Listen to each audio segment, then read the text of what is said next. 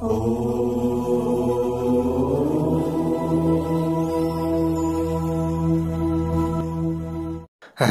ओम। स्वस्ति श्री गणेशाय नमः। ओम नमो भगवते वासुदेवाय। ओम वंदे देव उमापतिं सुरगुरुं वंदे जगत्कारणं वंदे पन्नगभूषणं मृगधरं वंदे पशूनां पतिं वंदे सूर्य शशांक वंदिनयनं वंदे मुकुंद प्रियं वंदे भक्तजनाश्रयं च वरदं वंदे शिवं शंकरं नारायणं नमस्कृत्य नरं चैव नरोत्तमं देवीं सरस्वतीं व्यासं ततो जयमुदीरयेत्। जय श्री हरि, जय श्री राधे। आज पनि हजुरहरु समक्ष श्री शिव महापुराण का यी कथाहरू लिएर आउने क्रममा आजको नयाँ भाग 66 मा तपाई हामी उपस्थित भइसकेका छौं।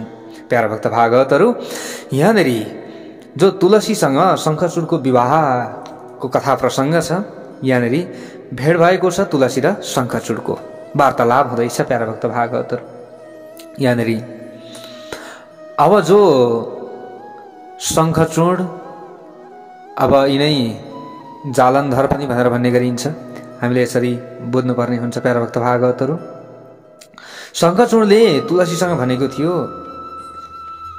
कि अब विवाहका लागि मन पराउने कुराहरू भयो नि त, त्यहाँ हामीले यसरी बुझ्नु पर्दछ।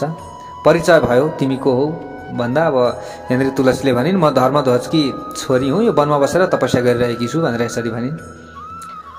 अनि त्यस पछाडि यहाँनिर अब तुलसीले यी सबै कुराहरू परिचयहरू दिइसकेपछि जो सनत कुमारले यहाँनिर भन्दै हुनुहुन्छ वेदव्यासजीलाई कथा, उसले पनि आफ्नो परिचय दिए। म दनुको वंशमा उत्पन्न भएको दम्भको छोरा हुँ। प्राचीन कालमा म विष्णुको पार्षद थिएँ। त्यस समयमा मेरो नाम सुदामा थियो। राजाको श्रापका प्रभावले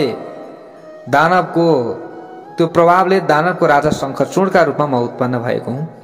मलाई यो सबै कुराको ज्ञान छ। श्री कृष्णको कृपाका प्रभावले मलाई आफ्नो यसभन्दा पहिलेको जन्मको कुरा सबै सम्झना छ, यसरी भने। तुलसीसँग यस्ता प्रकारका कुरा गरिसकेपछि त्यो शंखचूड चुप लाग्यो। अब त्यो दानवले आफूसँग सत्य कुरा गरेकाले ज्यादै हर्षित भइन्। तुलसी अबलाई हेर्नुहोस् मन्द मन्द मुस्काउन थालिन्। हामीले यो कथा श्रवण गर्यौं। अब अगाडि गएर यहाँनिर तुलसीले भन्छन्, सबले भनौं हर हर महादेव। यहाँनिर भनिन् तुलसीले कि आज तपाईले आफ्नो सात्विक विचारका आधारमा मलाई पराजित गर्नुभएको छ। जुन पुरुष स्त्रीबाट पराजित हुँदैन त्यो संसारमा धन्यवादको पात्र हुन्छ, किनकि जसलाई स्त्रीले पराजित गर्दछिन् त्यो पुरुष सदाचारी भए तापनि सधैँ अपवित्र हुन्छ। यसकारण अब त्यसको देवता पितृ र सबै मनुष्यले निन्दा गर्दछन्। वेदमा बताइए अनुसार जुठो र सुतकमा ब्राह्मण 10 दिनमा, क्षत्रिय 12 दिनमा, वैश्य 15 दिनमा र अरू 1 महिनामा शुद्ध हुन्छन्, शुद्ध कर्म गर्ने व्यक्तिहरू। तर स्त्रीबाट पराजित भएको पुरुष चितामा सुतेपछि मात्र शुद्ध हुन्छ। यसकारण उसका पितृहरूले उसले दिएको पिण्ड र तर्पण लगायत स्वेच्छाले स्वीकार गर्दैनन्। देवताले पनि उसले चढाएको फलफूल लगायत स्वीकार गर्दैनन्। स्त्रीबाट पीडित भएको छ जो पुरुष भने उसको ज्ञान, तपस्या, जप, होम, पूजा, विद्या र दानको कुनै औचित्य रहँदैन। ती सबै निष्फल हुन्छन्। मैले तिमीमा भएको विद्या अनि प्रभाव र ज्ञानका विषयमा जान्ने अभिलाषाले तिम्रो परीक्षण गरेको हुँ, किनकि राम्रै स्त्रीले आफूले मन पराएको पुरुषको परीक्षण गरेर मात्र उसलाई आफ्नो पतिका रूपमा स्वीकार गर्नुपर्दछ। थाहा छ, जुन समयमा अब तुलसीले त्यो शंखचूडसँग यस्ता प्रकारका कुरा गरिरहेकी थिइन्, त्यसै समयमा ब्रह्माले त्यहाँ आएर भन्न लाग्नु भएछ। ब्रह्माजी आउनु भएछ नि त्यहाँनिर। प्यारा भक्त भागवतहरु, उहाँले भन्नुभयो अब जुन समयमा तुलसी अब त्यसरी त्यहाँनिर यो कुरा गरिरहेकी थिइन्, ब्रह्माजीले आएर भन्नुभयो, हे शंखचूड, तिमीले यिनीसँग अनावश्यक धेरै कुरा गरिरहनुको कुनै औचित्य छैन बाबु। यसकारण तिमीले गान्धर्व विधिद्वारा विवाह गर, यिनलाई आफ्नै पत्नीका रूपमा स्वीकार गर, यही तिम्रो लागि कल्याणदायक हुन्छ। किनकि तिमी पुरुष रत्न हौ, यिनी स्त्री रत्न हुन्। यस्तो अवस्थामा निपुणको निपुणसँग भएको समागम कल्याणदायक हुन्छ। थाहा छ तिमीलाई? ब्रह्माले अब यसरी शङ्खचूडसँग यस्ता प्रकारका कुरा गरिसकेपछि तुलसीलाई पनि भन्नुभयो, तिमी यस्तो गुण सम्पन्न पुरुषको परीक्षा लिन उचित हुँदैन, तिमीले यसरी किन परीक्षा लिइरहन्छौ? किनकि यी देवता अनि असुर र दानवहरूभन्दा धेरै शक्तिशाली छन्, तिमीलाई थाहा छ। अब तिमी यिनीसँग तीनवटै लोकमा सबैभन्दा उत्तम स्थानहरूमा धेरै लामो समयसम्म आनन्दपूर्वक घुमफिर गर्नेछौ यिनीसँग रहेर। अहिलेको शरीर नष्ट भएपछि यिनले फेरि गोलोकमा श्रीकृष्णलाई प्राप्त गर्नेछन् भने यिनको मृत्यु भएपछि तिमीले पनि वैकुण्ठमा 4 हात सम्पन्न विष्णुलाई प्राप्त गर्नेछौ। कति हात? 4 हात सम्पन्न। यस्ता प्रकार कुरा गरेपछि ब्रह्मा सत्य लोकमा जानुभयो। त्यसपछि त्यो दानव शङ्खचूडले गान्धर्व विवाहको विधि अनुसार तुलसीलाई आफ्नी पत्नीका रूपमा स्वीकार गरियो। सबले भनौँ हर हर महादेव। यसरी तुलसीसँग विवाह गरेर शङ्खचूड आफ्नो पिताको घरमा गए। धेरै आनन्दित हुँदै घुमफिर गर्न थाले। ती जुन समयमा शङ्खचूडले तपस्या गरेर त्यसको फल प्राप्त गर्यो र विवाह गरेर आफ्नो घरमा आयो, त्यो समयमा दानव र दैत्यहरू हर्षित भए। ल हेर्नुहोस्, ती सबै असुर तत्कालै आफ्नो लोकबाट निस्किएर आफ्ना गुरु शुक्राचार्य समेत भएर दल बलसहित उनको नजिकमा आए र विनम्रतापूर्वक शुक्राचार्यलाई प्रणाम, अब उसलाई जो ऊ थियो शङ्खचूड, उसलाई प्रणाम गर्दै उसको स्तुति गर्न लागे। यस पछाडि उसलाई आफ्नो तेजस्वी अधिपति मानेर ज्यादै एकदम प्रेम भावले चाहिँ उसको नजिकमा उभिए सबैजना। दम्भले पनि, अब दम्भको पुत्र शङ्खचूडले पनि आफ्नो कुलका गुरु शुक्राचार्य आएको देखे। त्यसरी देख्ने बित्तिकै आदरपूर्वक उनलाई प्रणाम गरे। प्यारा भक्त भागवतहरू यसरी बोल्नु पर्दछ। प्रणाम गरे। त्यस पछाडि शुक्राचार्यले सबै असुरहरूसँग उनीहरूको सहमतिमा शङ्खचूडलाई दानव र असुरहरूको अधिपति बनाइदिए। ल हेर्नुहोस्, गुरुले बनाउँदा हुने रहेछ, त्यहाँ गुरुले बनाइदिनु हो। त्यो दम्भको पुत्र शङ्खचूड प्रतापी थिए, एकदम वीर थिए। त्यस समयमा असुरहरूको राजाका रूपमा अभिषिक्त भए। राजाको रूपमा अभिषिक्त अब विधिपूर्वक अभिषेक गरेर सम्पूर्ण कार्यभारहरू सुम्पिदिए। यसरी कामहरू सुम्पिएकाले त्यो असुरको राजा, जो असुरको राजा विशेष रूपमा शोभायमान भएको थियो, त्यो शङ्खचूड असुरहरूको राजाको रूपमा। त्यस पछाडि उसले एकदम अनायास रूपमा देवताहरूलाई आक्रमण गर्यो। ल हेर्नुहोस्, अलिकति आफूमा बल छ, घमण्ड छ भने नि असुरहरूको बानी नै यही हुन्छ। आफूलाई कसैले मान्दछ, धेरैले आफूलाई मान्दछन् भने ऊ कोहीसँग बोल्नै छोडिदिन्छ नि, होइन? मनुष्यमा पनि असुर हुन्छ नि, असुर रूपी मनुष्य हुँदैनन् र हुन्छन् नि। प्यारा भक्त भागवतहरू धेरै हुन्छन् यस्ता। हेर्नुहोस्, यिनीहरूबाट चाहिँ बस्नुपर्छ। अब ती पहिलेका ती असुरहरू आउनु त गाह्रो छ, तर मनुष्य नै असुरका रूपमा आएका हुन्छन् के, असुर रूपी मनुष्य हुन्छन् नि, तिनीहरूबाट चाहिँ बस्नुपर्छ। सबले भनौँ हर हर हर महादेव। अब देवताहरूलाई आक्रमण गर्यो, उसले स्वर्ग जितिहाल्यो। हेर्नुहोस् प्यारा भक्त भागवतहरू, तीव्र गतिमा संहार गर्न थाल्यो देवताहरूको। त्यस समयमा सबै देवता एक हुँदा पनि उनको सर्वोत्कृष्ट तेज सहन गर्न सकेनन्। हेर्नुहोस्, त्यति बलशाली थियो। यसकारण तिनीहरू युद्धभूमिबाट भागेर पर्वतको ओढारमा लुकेको देवताहरू, उनीहरू स्वतन्त्रता विहीन भए। तिनीहरू शङ्खचूडको बसमा परेका हुनाले कान्तिविहीन भए। त्यो दम्भको पुत्र दानवको राजा, जो दानवको जुन प्रताप थियो, यो प्रताप अत्यन्त थियो। राजा एकदम प्रतापी र शूरवीर शङ्खचूडले तीनवटै लोकमा विजय प्राप्त गर्यो। त्यो समयमा देवताहरूका सबै अधिकार खोसेर आफ्नो हातमा लियो। त्यो तीनवटै लोकलाई अधीनमा राखेर सबैतिर शासन गर्न थाल्यो। त्यसले उसले आफै इन्द्र घोषणा गरेर यज्ञहरूको भाग पनि खोज्न थाल्यो। आफ्नो शक्तिका आधारमा कुबेर, सोम, सूर्य, अग्नि, यम, वायु लगायतको अधिकार पनि आफै प्रयोग गर्न थाल्यो। त्यस समयमा बल र पराक्रम सम्पन्न शङ्खचूड सबै देवता, दानव, राक्षस, गन्धर्व, नाग, किन्नर, मनुष्य तीनवटै लोकमा भएका अन्य प्राणीहरूको एक्लो राजा भएको थियो। ल हेर्नुहोस्, यस्ता प्रकारले त्यो शङ्खचूडले धेरै लामो समयसम्म तीनवटै लोकको राज्यको उपभोग गर्यो। उसको राज्यमा अनिकाल, महामारी, अशुभ ग्रहहरू र आदि व्याधिको प्रभाव नपर्ने भएकाले सबै प्रजा सधैँ सुखी रहन्थे। ल हेर्नुहोस्, अरूलाई चाहिँ दुःख दिन्थ्यो नि त, अब सत्कर्म गर्नेलाई त दुःख भयो। त्यस समयमा पृथ्वीमा खनजोत नगरी अनेकौं प्रकारका अन्न उत्पन्न हुन्थे, अनेकौं प्रकारका औषधिहरू, उत्तम फल, रस सम्पन्न हुन्थे। त्यस समयमा समुद्रले आफ्नो किनारमा सधैँ रत्नहरू थुपारिदिन्थे। सबैलाई डर थियो नि त। रुखहरू सधैँ फलफुलले परिपूर्ण हुन्थे। नदीहरूमा स्वादिलो पानी बगिरहन्थ्यो। त्यस समयमा देवता बाहेक सबै जीव सुखी भए। हेर्नुहोस्, देवतालाई चाहिँ दुःख दिए, तिनीहरूमा कुनै प्रकारको विकार उत्पन्न हुँदैनथ्यो। यसै गरी चारवटै वर्ण आश्रमका सबै आफ्नो धर्ममा अटल रहेका थिए। जुन समयमा उसले यसरी तीनवटै लोकमा शासन गरिरहेको थियो त्यस समयमा देवता बाहेक अरू कोही पनि दुखी थिएनन्। यसरी बुझ्नु पर्यो, देवतालाई चाहिँ देखि सहँदैनथ्यो। ल हेर्नुहोस्, अरूलाई चाहिँ सुखै दियो फेरि यसको मतलब।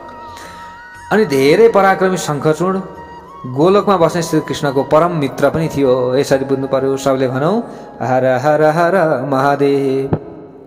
त्यो अत्यन्त सरल स्वभाव भएको शङ्खचूड सधैँ श्रीकृष्णको भक्तिमा एकाग्रतापूर्वक लागिरहन्थ्यो। ल हेर्नुहोस्, श्रीकृष्णको भक्त थियो र सबैलाई सुख चाहिँ दियो, तर देवताहरूलाई चाहिँ देखि सक्दैनथ्यो। ल हेर्नुहोस् है, फेरि उसले पहिलेको श्रापका प्रभावले राक्षसको योनिमा जन्म लिनु परेको थियो।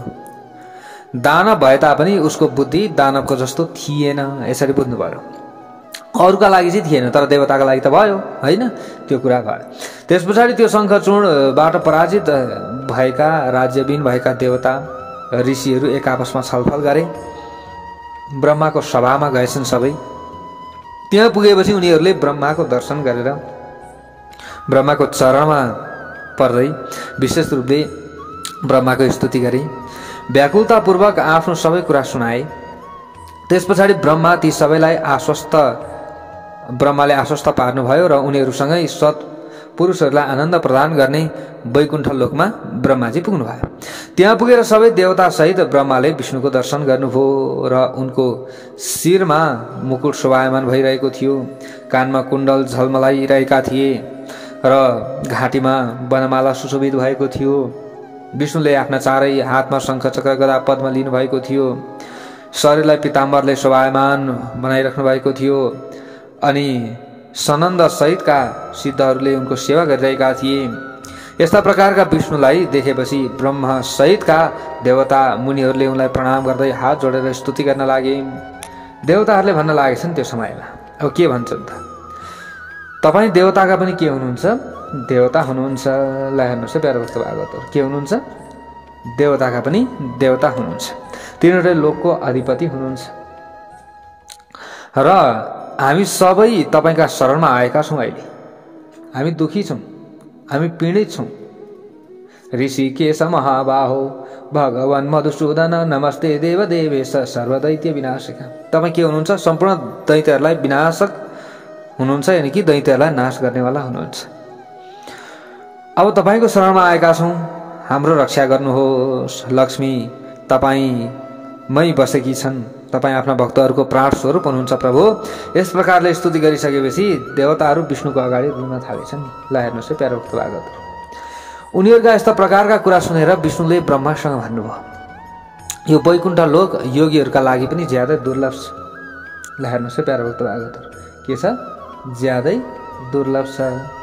भगवान श्री हरि विष्णुले यहाँनिर भन्न लाग्नु भयो, तिमी यहाँ के काम लिएर आएका हौ त? अब मेरो स्तुति त गर्यौ राम्रो तरिकाले, भन के गर्नु पर्यो? अब मैले कस्तो सङ्कट आइलाग्यो यसका विषयमा मलाई यथार्थ रूपमा बताऊ।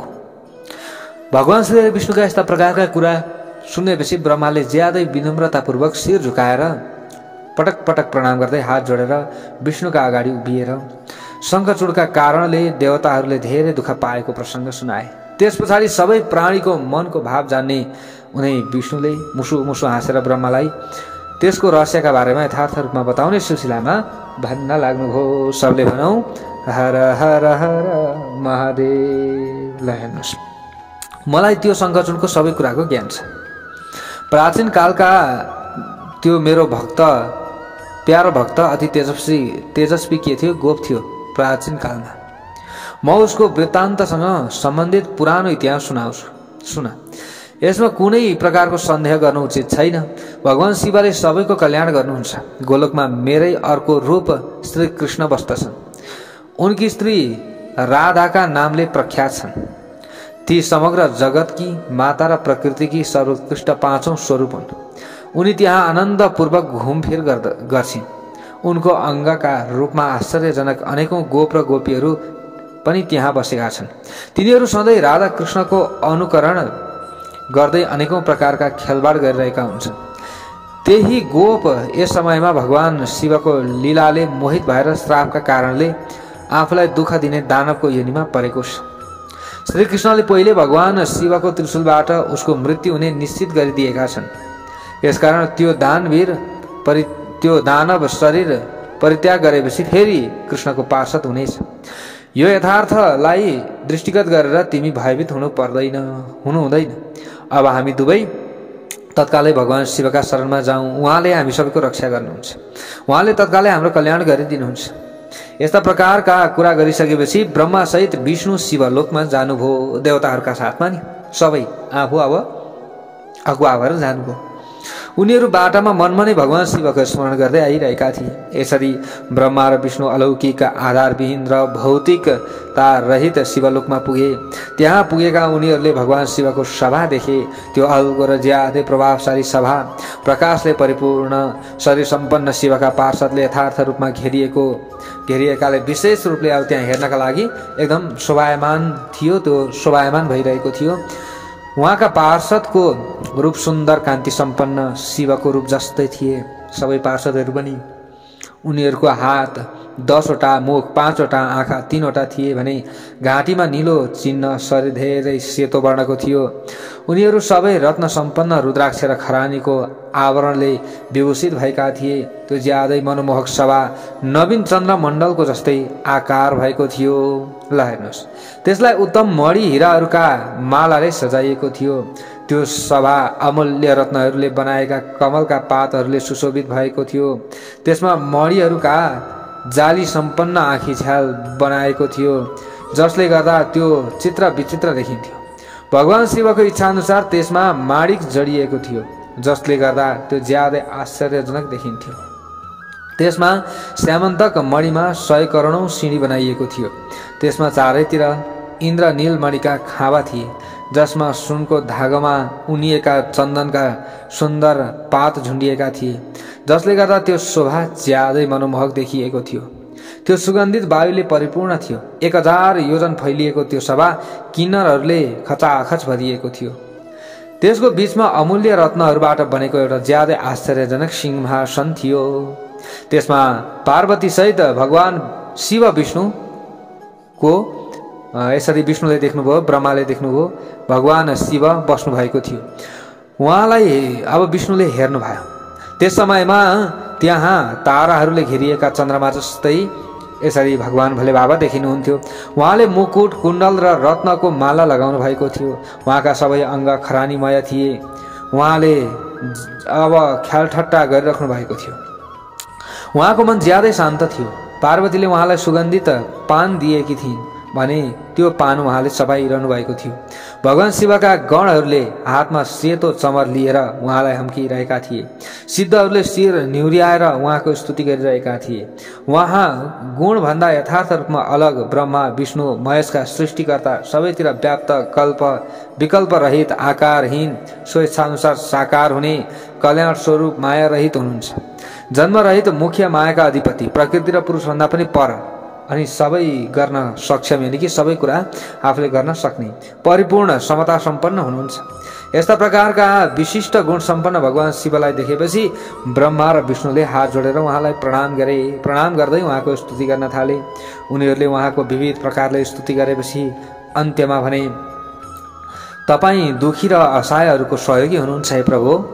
दुखीहरूको रक्षा गर्ने हुनुहुन्छ। दुखीको बान्धव तपाईँ हुनुहुन्छ। अरू को छ र दुखीहरूको बान्धव? हजुर नै त हुनुहुन्छ नि। ब्रह्मा र विष्णुले यसरी स्तुति गर्न लाग्नु भएछ।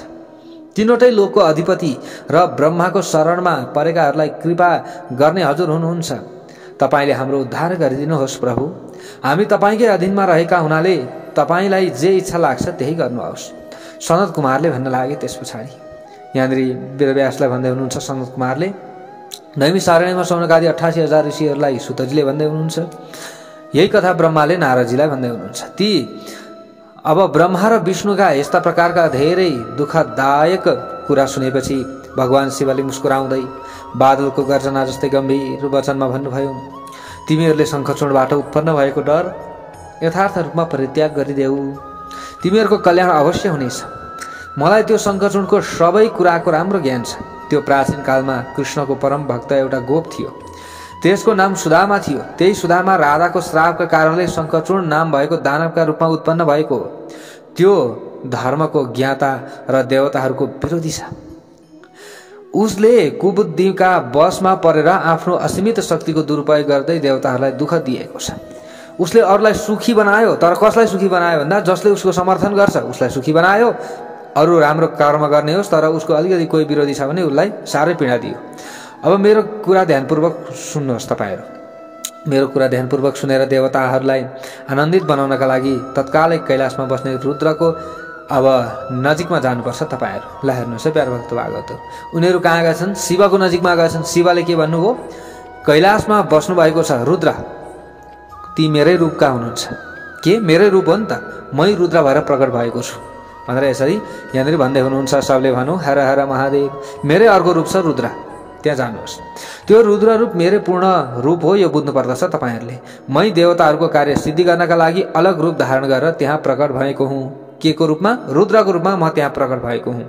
मेरो त्यो रूप ऐश्वर्यशाली परिपूर्ण छ, यसैले म आफ्ना भक्तको अधीनमा परेर सधैँ कैलाश पर्वतमा बस्दछु। सबले भनौँ हर हर हर महादेव। भगवान शिवका यस्ता प्रकारका कुरा सुनेपछि देवताहरूले तत्कालै कैलाश पर्वतमा गए र भगवान महेशको स्तुति गर्न लागे, रुद्रको स्तुति गर्न लागे। त्यहाँ पुगे, तुरुन्त गइहाले यता शिवजीले भन्ने बित्तिकै तपाईँ कृपा रूपी हुनुहुन्छ। सबै देवताहरूले गएर भन्न लागेछन्, ल हेर्नुहोस्, तपाईँले सधैँ दुखीको उद्धार गरिदिनुहुन्छ। तपाईँले दानवको राजा शङ्खचूडको वध गरिदिएर इन्द्रलाई उसको डरबाट यथार्थ रूपमा मुक्त गरिदिएर देवताहरूको यो भयबाट उद्धार गरिदिनुहोस् प्रभु भनेर सबैले गएर बिन्ती गर्न लागे। उनीहरूका यस्ता प्रकारका कुरा सुनेपछि भगवान शिवले मुसु हाँस्दै अब ल हेर्नुहोस् बादल गर्दै जस्तै गम्भीर वचनमा भन्न लाग्नुभयो। त्यहाँ हुने पनि शिव नै हुनुहुन्छ, यता हुने पनि शिव नै हुनुहुन्छ। फेरि हामीले यसरी बुझ्नु पर्यो प्यारा भक्त भागवतहरू, त्यहाँ रुद्र रूपी शिव हुनुहुन्छ। ल हेर्नुहोस्, उहाँले भन्नुभयो तिमीहरू यथार्थ रूपमा निश्चिन्त भएर आफ्नो ठाउँमा जाऊ, म उसका सैनिकसहित शङ्खचूडको वध अवश्य गर्नेछु, किन आत्तिन्छु। भगवान शिवका यस्ता प्रकारका मीठा वचन सुनेर देवताहरू ज्यादै आनन्दित भए। त्यो समयमा उनीहरूले दानव शङ्खचूडको विनाश भएको अनुभूति पनि गरे। अब किनभने यति भन्ने बित्तिकै त पक्कै पनि विनाश हुन्छ, अब यहाँ कुनै पनि दुई मत छैन। अब यसरी देवताहरू सबै, जो विष्णु हुनुहुन्थ्यो, ब्रह्मा हुनुहुन्थ्यो, सबै आनन्दित हुनुभएछ। त्यस पछाडि भगवान शिवका चरणमा प्रणाम गरेर जो विष्णु हुनुहुन्थ्यो वैकुण्ठ र ब्रह्मा सत्यलोकमा जानुभयो र अन्य देवताहरू आफ्ना ठाउँमा गए जहाँ जहाँ उनीहरू लुकिरहेका थिए। होइन, डरको एकदम माहौल छ यहाँ त, एकदम डरले थरथर छन् देवताहरू। दानवहरूले जहाँ भेट्यो त्यहीँ ठटाइहाल्छन्। हेर्नुहोस् है, अब यसरी तिनीहरू गएपछि परब्रह्म परमात्मा, दुष्टहरूका काल र सत्पुरुषहरूका रक्षक भगवान महारुद्रले देवताहरूको इच्छा अनुसार आफ्नो मनमा शङ्खचूडको वध गर्ने निश्चय गर्नुभयो। यसपछि उहाँले आफ्नो प्यारो भक्त चित्ररथ नाम भएको गन्धर्वलाई दूत बनाएर तत्कालै शङ्खचूड भएको स्थानमा पठाउनु भयो। चित्ररथले त्यहाँ गएर धेरै सम्झाउने प्रयास गरे, तर उसले युद्ध नगरेसम्म देवताहरूको राज्य फर्काउन स्वीकार गर्दिन भनेर उसले भन्यो, अस्वीकार गर्यो। ल हेर्नुहोस्, उसले भने शङ्खचूडले मैले आफ्नो मनमा भगवान रुद्रसँग युद्ध नगरी देवताहरूको राज्य र अधिकार फिर्ता नगर्ने निश्चय गरेको छु। यसकारण तिमीहरूले भगवान शिवका नजिकमा गएर मैले भनेको कुरा जस्ताको तस्तै सुनाइदेऊ। यसरी त्यस पछाडि उहाँलाई जे उचित लाग्ला त्यही गर्नुहुन्छ। ठिकै छ, म त युद्ध नगरी छोड्दिनँ, म त युद्ध गर्छु। ल हेर्नुहोस् है, कालले कुदकुती आएपछि यस्तो हुन्छ। अब त्यो शङ्खचूडको यस्तो प्रकारका कुरा सुन्ने बित्तिकै भगवान शिवको दूत जो चित्ररथ नाम गरेका थिए आफ्नो अधिपति भगवान शिवको नजिकमा गए, तुरुन्त रुद्रको नजिकमा उहाँलाई सबै कुरा विस्तारमा सुनाए। पुगेर नि गएर सबै कुरा सुनाए। आफ्नो दूतका यस्ता प्रकारका कुरा सुनेपछि भगवान शिव धेरै रिसाउनु भयो। त्यो समयमा उहाँले आफ्ना वीरभद्र सहितका गणहरूसँग भन्नुभयो, म आज तत्कालै शङ्खचूडको वध गर्नका लागि जान्छु। यसैले मेरो आज्ञा अनुसार मेरा सबै बल सम्पन्न गण अस्त्र शस्त्र विहीन भएर तयार हुन् र अहिले कार्तिकेय र गणेश पनि युद्ध भूमितिर जाउन्। के भएर? अस्त्र शस्त्र सहित भएर। यहाँनिर के हुन्? बल सम्पन्न भएर तयार हुन्। भद्रकाली पनि युद्ध गर्नका लागि यहाँबाट आफ्नो सेनासहित हिँडुन्। यस्ता प्रकारको आज्ञा दिइसकेपछि भगवान शिव आफ्नो सेनासहित हिँड्नु भयो। प्यारो भक्त भागवतहरू, अब सबै वीरहरू युद्ध गर्न पायौँ भनेर नै सबै हर्षित भए। हर्षित हुँदै पछि हिँड्न लागे। अब त्यही समयमा सबै सेनाका सेनापति कुमार र गणेश पनि हर्षित हुँदै कवच धारण गरेर शस्त्र सहित भगवान शिवको नजिकमा आइपुगे। त्यस पछाडि वीरभद्र, नन्दी, महाकाल, सुभद्र, विशालाक्ष, बाण अनि पिङ्गलाक्ष अनि विकम्पन, विरूप अनि विकृति अनि मणिभद्र, बास्कल, कपिल, दीर्घ, दंष्ट्र, विकार, ताम्रलोचन अनि कालङ्कर, बलिभद्र अनि कालजिह्व अनि कुटीचर अनि बलोन्मत्त, रणस्लाघ्य, दुर्जय र दुर्गम सहितका गणनायक भगवान शिवसँगै अब हिँड्न लागे। ल हेर्नुहोस्, तिनीहरूका गणहरूको संख्या करोडौं थियो। ल यसै गरी 8 भैरव, 8 रुद्र, 8 वसु, इन्द्र, 12 आदित्य, अग्नि, चन्द्रमा, विश्वकर्मा, दुवै अश्विनी कुमार, कुबेर, यम, निऋति, नलकुबर, वायु, वरुण, बुध, मंगल सहित अन्य ग्रह, कामदेव, उग्रदंष्ट्र, उग्रदण्ड अनि कोरट र कोटब लगायतले तत्कालै भगवान शिवलाई अब पछ्याए। सबै पछि लागिरहेका छन् नि प्यारा भक्त भागवतहरू। यसै गरी भद्रकाली पनि 100 हात सम्पन्न भएर भगवान शिवसँगै हिँडिन्। उनी ज्यादै उत्तम रत्नहरूबाट बनाएको रथमा सवार भएकी थिइन्। उनको शरीरमा रातो चन्दनको लेप लगाएको थियो। रातो वस्त्रले शोभायमान भइरहेकी थिइन्। उनी ज्यादै हर्षित हुँदै अब हाँस्दै नाच्दै र सुमधुर आवाजमा गाउँदै आफ्ना भक्तहरूलाई निर्भय र शत्रुहरूलाई त्रसित बनाइरहेकी थिइन्। उनको एक योजन फैलिएको ज्यादै डरलाग्दो जिब्रो लपलपाइरहेको थियो। उनले आफ्ना हातमा शङ्ख, चक्र, गदा, पद्म, ढाल, तरबार, धनुष, बाण, एक योजन फैलिएको धेरै गहिरो गोलो आकार भएको खप्पर अनि त्रिशूल, एक योजन लामो भाला अनि मोइरो जुन मुङ्रो अनि मुसल, वज्र, शङ्ख अनि वैष्णवास्त्र अनि वारुणास्त्र, वायव्यास्त्र, नागपाश, नारायणास्त्र, गन्धर्वास्त्र, ब्रह्मास्त्र अनि गरुणास्त्र, पर्जन्यास्त्र, पाशुपतास्त्र, जृम्भणास्त्र अनि पर्वतास्त्र, सूर्यास्त्र अनि काल अनि महानल, महेश्वरास्त्र, यमदण्डास्त्र, समनास्त्र अनि अलौकिक अस्त्र र अन्य 100 अलौकिक शस्त्र अस्त्र लिएकी थिइन् तिनले। अब उनीसँगै करोडौं योगिनी डाकिनीहरू हिँडिरहेका थिए। त्यस पछाडि भूत, प्रेत, पिशाच, कुष्माण्ड, ब्रह्म राक्षस, बेताल राक्षस, यक्ष, किन्नर सहितले यथार्थ रूपमा घेरिएका कुमारले आफ्नो पिताको नजिकमा आएर उहाँलाई प्रणाम गरेपछि उहाँको आज्ञाअनुसार अब छेउमा उभिएर सहायकको दायित्व वहन गरे कुमारले पनि। त्यस पछाडि रुद्रको स्वरूप धारण गर्नुभएका भगवान शिव आफ्नो समग्र सेनालाई एकत्रित पारेर शङ्खचूडसँग युद्ध गर्नका लागि निर्भयतापूर्वक हिँड्नुभयो। देवताहरूको उद्धार गर्नका लागि चन्द्रभागा नदीको किनारमा रहेको बरको रुखको फेदमा पुगेर उभिनुभयो। सबले भनौँ हर हर महादेव। भगवान शिवको दूत फर्किएर गएपछि त्यो शङ्खचूडले आफ्नो महलभित्र गएर तुलसीलाई दूतसँग भएका सबै कुरा विस्तारमा सुनाउने सिलसिलामा भन्यो। आफ्नी पत्नीलाई त भन्नु पर्यो नि त सबै। उसले भन्यो, भगवान शिवको दूतका कुरा सुनेर मैले युद्ध गर्न तयार भएर उहाँसँग युद्ध गर्ने निश्चय गरेको हुनाले तिमीले मलाई यो युद्ध गर्ने अनुमति देऊ भनेर यसरी गएर आफ्नी पत्नीलाई भनेछ नि शङ्खचूडले। ल हेर्नुहोस्, आफ्नी पत्नी तुलसीसँग यस्ता कुरा गरिसकेपछि त्यो ज्ञानीले अब उनलाई अनेकौं प्रकारले अब सम्झायो। प्यारा भक्त भागवतहरू, हामीले यसरी बुझ्नु पर्दछ। अब यसपछि उनले बिहानको उषाकालीन समयमा तुलसीसँग यस्ता कुरा गरिसकेपछि अब छेउमा एउटा ज्ञानी रहेछ हैन, एउटा ज्ञानी पुरुष भनौँ अथवा सखा सखी, उसले अनेकौं प्रकारले सम्झाए। तर पनि अब युद्ध नगरी नछोड्नेछौ हैन। अब यस पछाडि उसले बिहान उषाकालीन समयमा उठेर के गर्यो त भन्दा आफ्नो नित्य कर्म सकिसकेपछि दान गर्यो। त्यस पछाडि आफ्नो पुत्रलाई सबै दानवहरूको राजाका रूपमा अभिषेक गरिदिएर उसलाई आफ्नी पत्नी, राज्य र सबै सम्पत्ति जिम्मा लगायो। यस पछाडि शङ्खचूड युद्ध भूमिमा जान लागेको समयमा उनकी पत्नी तुलसीले रुँदै उसलाई युद्धमा नजान आग्रह गरिन्। अब शङ्खचूडले अनेकौं प्रकारका कथा सुनाए र उनलाई आश्वस्त पार्यो, जसरी पनि म देवी, म मर्नेवाला होइन, म जसरी पनि जित्छु। त्यस पछाडि त्यो दानवहरूको राजा शङ्खचूडले कवच लगाएर युद्ध गर्न उत्साहित हुँदै आफ्नो सेनापतिलाई बोलाएर उसलाई आदेश दिने सिलसिलामा भन्यो। के भन्यो त शङ्खचूडले आफ्ना सेनापतिलाई, मेरा सबै कार्य गर्न अति सिपालु र युद्ध भूमिमा शोभायमान हुने वीर सेना अहिले कवच लगाएर युद्धमा हिँडुन्, युद्ध गर्नका लागि हिँडुन् है, सबै तिमीले तयार गर्न लगाऊ, सबैलाई तयार हुन लगाऊ भनेर सेनापतिलाई हराएछ शङ्खचूडले। दानव र अब दैत्यका 86वटा जो टुकटी र अति बलशाली यमराजका निर्भीक सेनाहरू अस्त्र शस्त्रले सुसज्जित भएर नगर बाहिर निस्किउन् भनेर यसरी आदेश दियो। जुन धेरै पराक्रमशाली असुरहरूका 50 कुल छन्, ती पनि अब देवताहरूको पक्षमा रहनुभएका भगवान शिवसँग युद्ध गर्न हिँडुन् भनेर यसरी भने।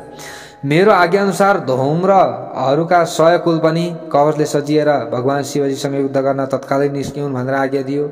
यसै गरी कालकेय, मौर्य अनि दोहृद र कालकहरूलाई पनि भगवान शिवसँग युद्ध गर्नका लागि युद्धका सामग्रीले सुसज्जित भएर युद्धभूमिमा जाने आज्ञा सुनाइदिनु भनेर यसरी आफ्नो सेनानायकलाई भन्यो। आफ्नो सेनापतिलाई यस्ता प्रकारको आज्ञा दिएपछि त्यो दानवहरूको राजा शङ्खचूड हजारौं प्रकारका सेनाले घेरिएर नगर बाहिर निस्कियो। ल हेर्नुहोस्, उसको सेनापति पनि युद्ध शास्त्रमा ज्यादै सिपालु महारथी थियो, धेरै पराक्रमी युद्धभूमिमा रथीहरू मध्येको एउटा थियो। यसरी युद्धभूमिमा वीरहरूलाई ज्यादै भयभीत बनाइदिने त्यो दानवको राजा 3 लाख अक्षौणी, एक अक्षौणीमा जस्तै अब यहाँ एक अक्षौणीमा कति हुन्छन् त भन्दाखेरि 1,09,350 पैदल सिपाही, 65,610 घोडा, 21,780 रथ अनि 21,780 नै हात्ती सहितको चतुरङ्गिणी सेना हुन्छ अक्षौणीमा। अब एक अक्षौणीमा यसरी बताइएको छ। अब यसरी दानवहरूको राजाले 3 लाख अक्षौणी सेना लिएर हिँडेको थियो। यसरी नै अब हेर्नुहोस्, अब यसरी नै हिसाब गर्दा कति पुग्छ आफूले हिसाब गर्नु होला। सेनाको नेतृत्व गर्दै शिविर बाहिर आएर उत्तम रत्नले बनाइएको विमानमा सवार भएर आफ्ना गुरुहरूलाई अगाडि लगाएर युद्धका लागि हिँड्यो। ल शङ्खचूड यसरी जाने सिलसिलामा ऊ पुष्पभद्रा नदीको किनारमा रहेको सिद्ध आश्रममा पुग्यो। त्यहाँ एउटा ज्यादै मनमोहक बरको रुख रहेको थियो। त्यहाँ तपस्या गर्नेहरूले उत्तम सिद्धि प्राप्त गर्दछन्। त्यो स्थानलाई कपिलले तपस्या गरेको ठाउँ पनि भनिन्छ। कपिल भगवानले त्यो पुण्य क्षेत्र पश्चिमी समुद्रभन्दा पूर्व, मलय पर्वतभन्दा पश्चिम, श्रीशैलभन्दा उत्तर र गन्धमादन पर्वतभन्दा दक्षिणमा रहेको थियो। यसको चौडाइ 5 योजन र लम्बाइ 500 योजन थियो। त्यो ठाउँमा ज्यादै पवित्र र स्वच्छ पुष्पभद्रा र सरस्वती नाम भएकी 2 नदी बग्छिन्। ती सधैँ सौभाग्यशालिनी रहने लवण सागरकी प्यारी पत्नी पुष्पभद्रा अनि सरस्वतीसँगै हिमालयबाट निस्किएर गोमन्त पर्वतको दाहिनेतिर गएर पश्चिमी समुद्रमा मिसिएकी छन्। त्यहाँ पुगेपछि शङ्खचूडले भगवान शिवका सेनालाई देखेछ। ल हेर्नुहोस्, त्यहाँ पुग्ने बित्तिकै उसले देख्यो। यसरी उसले सबैभन्दा पहिले भगवान शिवका नजिकमा एउटा दानवलाई आफ्नो दूतको रूपमा पठायो। उसले भगवान शिवसँग युद्ध नगर्न अनुरोध गर्यो भने भगवान शिवले उसलाई देवताहरूको राज्य फिर्ता गरिदेऊ भन्ने सिलसिलामा यो यता उता पत्रचार भयो त्यो समयमा, होइन? उताबाट उसले भन्यो युद्ध नगर्नु भनेर, यता भगवानले भन्नुभयो त्यसो भए अब युद्ध नगर्नु हो भने देवतालाई आफ्नो राज्य फिर्ता गरिदेऊ, तिमी आफ्नो ठाउँमा बस चुप लागेर भन्नुभयो। श्री शिवजीले भन्नुभयो म कसैको पनि पक्षमा लाग्दिनँ, किनकि म सधैँ स्वतन्त्र नभएर आफ्नो भक्तको अधीनमा रहने भएकाले उनीहरूको अभिलाषा अनुसारको कार्य गरिरहेको हुन्छु मैले। उदाहरणका लागि प्राचीन कालमा ब्रह्माको प्रार्थना अनुसार पहिलो प्रलयका समयमा समुद्रमा विष्णु र मधुकैटवको युद्ध भएको थियो। यसपछि आफ्ना भक्तहरूको कल्याण गर्ने उनै विष्णुले देवताहरूले प्रार्थना गरेकाले प्रहलादको रक्षा गर्ने क्रममा हिरण्यकशिपुको वध गर्नुभएको थियो। मैले यसभन्दा पहिले त्रिपुरका अधिपति राक्षसहरूसँग युद्ध गरेर तिनीहरूलाई भस्म पारेको कुरा तिमीले सुनेकै हुनुपर्छ भनेर यसरी उताबाट पठाएको दूतलाई भनिदिनु भयो। त्यो पनि देवताहरूकै अनुरोधमा भएको थियो। प्राचीन कालमा समग्र जगतकी माताको शुम्भ सहितसँग जुन युद्ध भएको थियो, जसमा उनले ती दैत्यहरूको वध गरेकी थिइन्, त्यो पनि देवताहरूकै आग्रहमा भएको थियो। ती देवता आज पनि ब्रह्माका शरणमा पर्न बाध्य भएका छन्। त्यसपछि उनी ती देवताहरू र विष्णु सहित मेरो शरणमा आएका थिए। यसरी ब्रह्मा, विष्णु र देवताहरूले प्रार्थनाका वशमा परेर देवताहरूको अधिपति भएको नाताले म पनि युद्ध गर्न यहाँ आएको हुँ। म त्यसै यहाँ युद्ध गर्न आएको होइन। तिमी पनि श्रीकृष्णका सर्वोत्कृष्ट पार्षद हौ, त्यो मलाई थाहा छ।